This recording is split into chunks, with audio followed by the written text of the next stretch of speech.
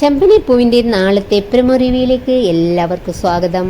അങ്ങനെ രവി രേവതിയോട് പറയുന്നുണ്ട്, മോൾ ഇന്ന് അമ്മയുടെ അടുത്ത് കിടന്നു. രാത്രി അമ്മയ്ക്ക് എന്തെങ്കിലും ബുദ്ധിമുട്ടുണ്ടെങ്കിൽ മോൾ ശ്രദ്ധിക്കണേ എന്ന് പറയുമ്പോൾ രേവതി പറയുന്നുണ്ട്, അച്ഛൻ സമാധാനമായി പോയി കിടന്നുറങ്ങിക്കൊള്ളൂ, ഞാൻ അമ്മയുടെ അടുത്ത് തന്നെ കിടന്ന് അമ്മയെ ശ്രദ്ധിച്ചോളാം എന്ന് പറയുമ്പോൾ ചന്ദ്രമതി പറയുന്നുണ്ട്, അയ്യോ നീ ഇവിടെ കിടക്കണ്ട, നീ മുറി വിട്ടുപോ എന്നൊക്കെ പറയുന്നുണ്ട്. പക്ഷേ രേവതി അതൊന്നും കേൾക്കാതെ ചന്ദ്രമതിയുടെ അടുത്ത് തന്നെ വിരിച്ച് കിടക്കുന്നുണ്ട്. അതൊന്നും പക്ഷേ ചന്ദ്രമതിക്ക് ഇഷ്ടപ്പെടുന്നില്ല.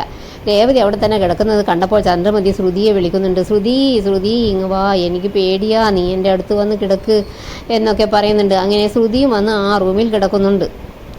നാളത്തെ പ്രൊമോയിൽ ആദ്യം കാണിക്കുന്നത് സച്ചിയെയും രവിയെയുമാണ്. സച്ചി അച്ഛനെ ഇങ്ങനെ കെട്ടിപ്പിടിച്ച് കിടക്കുകയാണ്. എന്നിട്ട് ചോദിക്കുന്നുണ്ട്, അച്ഛൻ എന്നോട് സ്നേഹമില്ലേ അച്ഛ?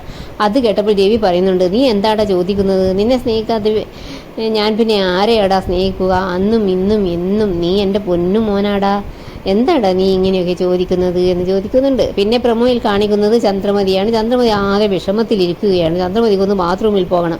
എന്നിട്ട് ശ്രുതിയെ വിളിക്കുന്നുണ്ട്. ശ്രുതിയാണെങ്കിൽ നല്ല ഉറക്കത്തില്ല. ചന്ദ്രമതി വിളിച്ചിട്ട് ഒന്നും കേൾക്കുന്നൊന്നുമില്ല, തിരിഞ്ഞു മറിഞ്ഞു അങ്ങ് കിടക്കുകയാണ്.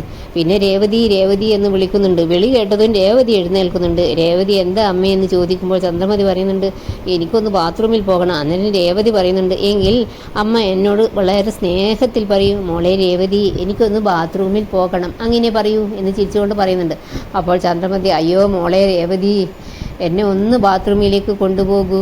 അങ്ങനെ രേവതി ചന്ദ്രമതിയെ താങ്ങി പിടിച്ചുകൊണ്ട് ബാത്റൂമിലേക്ക് കൊണ്ടുപോകുന്നുണ്ട്. എന്നിട്ട് തിരിച്ചു കൊണ്ടുവരുമ്പോൾ, മോളെ രേവതി ഒന്ന് നിൽക്ക് എന്നും പറഞ്ഞ്